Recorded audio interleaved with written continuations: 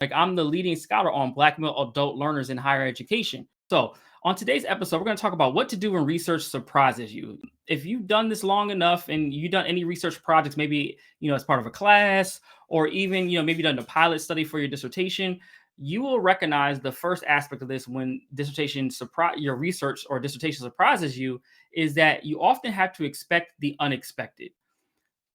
Research, a lot of times we go into it and you may go into it with this idea that I'm going to find what I already think is going to happen in your head. But a lot of times you find something completely different. I always would say that research is more about discovery than about confirmation. And a lot of times we go into our dissertation thinking that we're going to confirm something when we actually just should be able to just discover what these relationships might be. And I'm going to give you an example from my own dissertation. When I went to writing my dissertation, I was studying Black male student success at a HBCU.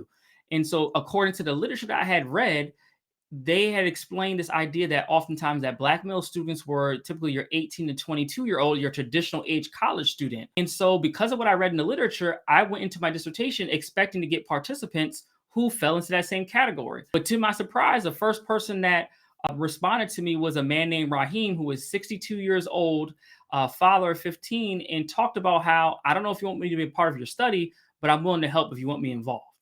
Like, this was something I didn't expect. I don't know if you want me to be part of your study, but I'd be glad to support.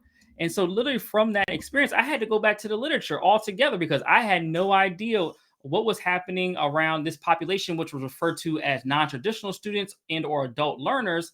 And I had no clue. And I went back to the literature to read up. But what I found from reading that literature, that there was no one writing about Black male adult learners at that time. And so I just happened to find someone who wrote on Black adult learners, and I reached out to them, and she was like, you know what, Ramon, you're on to something, stick with this. So basically from that experience, had I gone to it just only trying to confirm that, oh, a college student is an 18 to 22-year-old like myself, I would have found that there were older students, like the students like Raheem, who were in my initial dissertation work.